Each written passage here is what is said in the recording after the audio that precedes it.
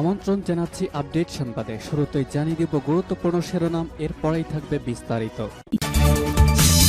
গাজা স্থল অভিযান শুরু করেছে ইসরায়েল, আতঙ্কে শহর ছাড়ছে ফিলিস্তিনিরা। এদিকে পুরো গাজা দখলে ইসরায়েল অভিযান শুরু, ৮১ জন নিহত। আরও থাকছে ইসরায়েলের গাজা শহর দখলের অভিযান ব্যর্থ হবে বলছে হামাস। জানিয়ে দিব ইসরায়েলকে $৫০ কোটি এয়ার জ্বালানি ট্যাঙ্কার দিচ্ছে আমেরিকা। সর্বশেষ জানিয়ে দিব পাকিস্তানের হুমকির পর দূরপাল্লার শক্তিশালী মিসাইলের পরীক্ষা চালালো ভারত। শুনছিলেন সংবাদ শিরোনাম, এখন বিস্তারিত। তার আগে অনুরোধ থাকবে ভিডিওতে একটি লাইক দিন এবং কমেন্টস করে জানিয়ে দিন কোন জেলা থেকে বা কোথা থেকে আমাদের সঙ্গে যুক্ত রয়েছেন। গাজা স্থল অভিযান শুরু করেছে ইসরায়েল, আতঙ্কে শহর ছাড়ছে ফিলিস্তিনিরা। ফিলিস্তিনের গাজা সিটি দখলে পরিকল্পিত স্থল অভিযানের প্রাথমিক পদক্ষেপ শুরু করেছে বলে জানিয়েছে ইসরায়েলি সেনাবাহিনী। তারা ইতিমধ্যে অবস্থান নিয়েছে গাজা পতাকায়।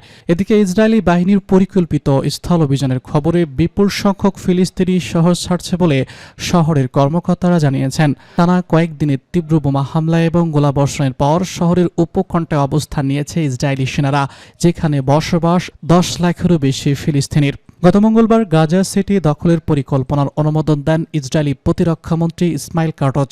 চলতি সপ্তাহে বিষয়টি উত্থাপন করা হবে বলে ইসরায়েলি নিরাপত্তা বিষয়ক মন্ত্রিসভায়। এই অভিযানে অংশ নিয়ে আগামী সেপ্টেম্বরের শুরুতে 60,000 সংরক্ষিত সেনা তলব করা হচ্ছে। তাদের রণাঙ্গনে লড়াইরত সেনাদের পরিবর্তে মোতায়েন করা হবে। ফিলিস্তিনি স্বাধীনতাকামী সংগঠন হামাস অভিযোগ করেছে, ইসরায়েল গাজায় যুদ্ধবিরতি কঠোরতার অবস্থায় আঘাত ঘটাতে এবং নিরীহ বেসামরিক নাগরিকদের বিরুদ্ধে নির্মম যুদ্ধ চালিয়ে যাচ্ছে। জাতিসংঘের মহাসচিব অ্যান্তনিও গুতেরেস অবিলম্বে যুদ্ধবিরতির জন্য নতুন করে আহ্বান জানিয়েছেন। তিনি বলেন, এমন একটি আক্রমণ যা অনিবার্যভাবে মৃত্যু এবং ধ্বংসযজ্ঞ ডেকে আনবে, এছাড়া কোনো প্রয়োজন নেই। ইসরায়েলের একজন সামরিক মুখপাত্র জানিয়েছেন, অভিযানের প্রস্তুতি হিসেবে জেইতুন এবং জাবালিয়া এলাকায় সেনারা এরই মধ্যে কাজ করছে। ইসরায়েলের প্রধানমন্ত্রী বেনিয়ামিন নেতানিয়াহু বলেছেন, তিনি গাজায় শেষ সন্ত্রাসী ঘাঁটি হিসেবে পরিচালিত এলাকাগুলো দখলের জন্য সময়সীমা কমিয়ে আনছেন।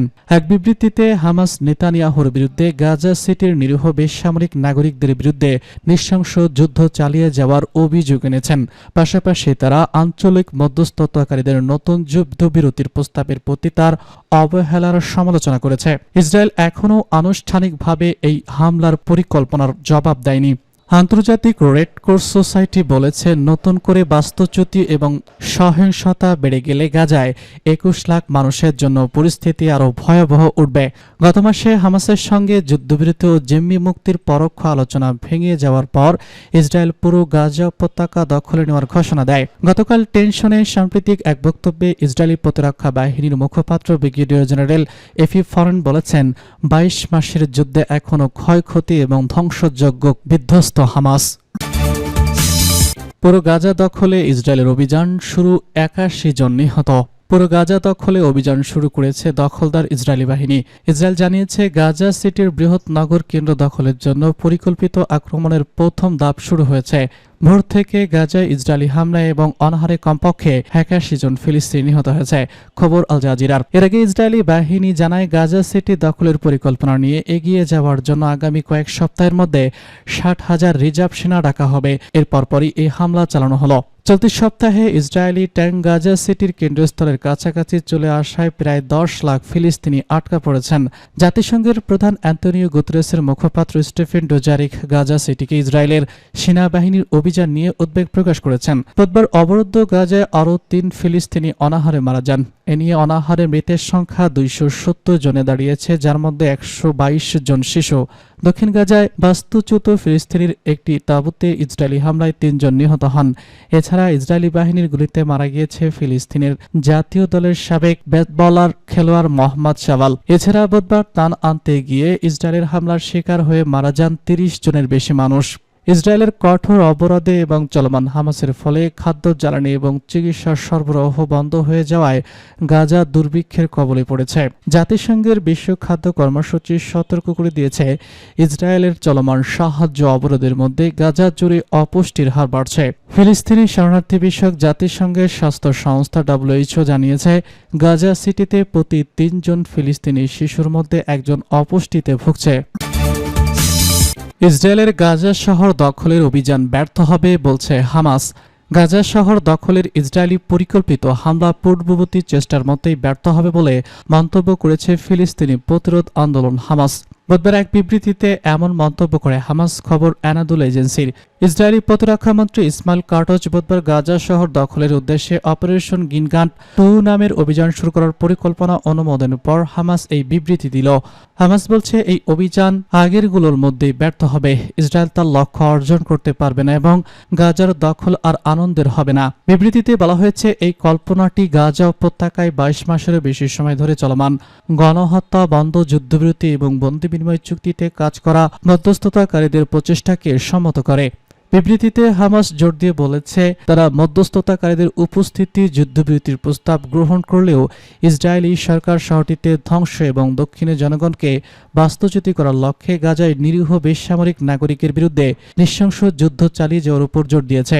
এতে আরও বলা হয়েছে প্রধানমন্ত্রী বেনিয়ামিন নেতানিয়াহুর মধ্যস্থতাকারীদের প্রস্তাবের প্রতি অবজ্ঞা এবং সাড়া না দেওয়া থেকে বোঝা যায় যে তিনি চুক্তি লঙ্ঘনকারী বন্দীদের জীবনের তিনি পরোয়া করেন না এবং তাদের ফিরিয়ে নেওয়ার বিষয়ে আন্তরিক নন। বিবৃতিতে মধ্যস্থতাকারীদের প্রতি ফিলিস্তিনি জনগণের বিরুদ্ধে গণহত্যা বন্ধে ইসরায়েলের উপর সর্বোচ্চ চাপ প্রয়োগের আহ্বান জানানো হয়েছে।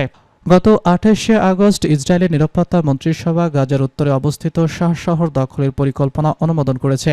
মন্ত্রিসভার বৈঠকের আগে নেতানিয়াহু এক সাক্ষাৎকারে বলেছিলেন ইসরায়েল গাজা উপত্যকা সম্পূর্ণরূপে দখল করার লক্ষ্য নিয়েছে। গতকাল বুধবার কাটজ গাজা শহর দখলের পরিকল্পনাও অনুমোদন করেছেন। এরপরই বৃহস্পতিবার উপত্যকাটিতে অভিযান শুরু করেছে দখলদার বাহিনী। পরিকল্পনা অনুসারে প্রায় 10 লাখ ফিলিস্তিনিকে প্রথমে দক্ষিণে বাস্তুচ্যুতি করা হবে, অন্যদিকে ব্যাপক হামলা চালিয়ে শহরটিতে অবরোধ করা হবে এবং এরপর দখল করা হবে। ইসরায়েলকে $50 কোটি এয়ার জ্বালানি ট্যাঙ্কার দিচ্ছে আমেরিকা। ইসরায়েল 2টি বোরিং নির্মিত KC-46 আকাশে জ্বালানি কভার ট্যাঙ্ক কেনার সিদ্ধান্ত নিয়েছে। প্রায় $50 কোটি মার্কিন ডলারের এই চুক্তিতে সম্পূর্ণভাবে অর্থায়ন করছে যুক্তরাষ্ট্র। ইসরায়েলি প্রতিরক্ষা মন্ত্রণালয় বুধবার এক বিবৃতিতে জানায় প্রতিরক্ষা ক্রয় বিক্রয় মন্ত্রিসভা কমিটির অনুমোদন পাওয়ার পরই যুক্তরাষ্ট্র সরকারের সঙ্গে আনুষ্ঠানিকভাবে চুক্তি সই হবে। যুক্তরাষ্ট্র বিদেশে অস্ত্র এবং বেসামরিক সরঞ্জাম বিক্রয় এবং হস্তান্তর কার্যক্রম তদারকি করে থাকে।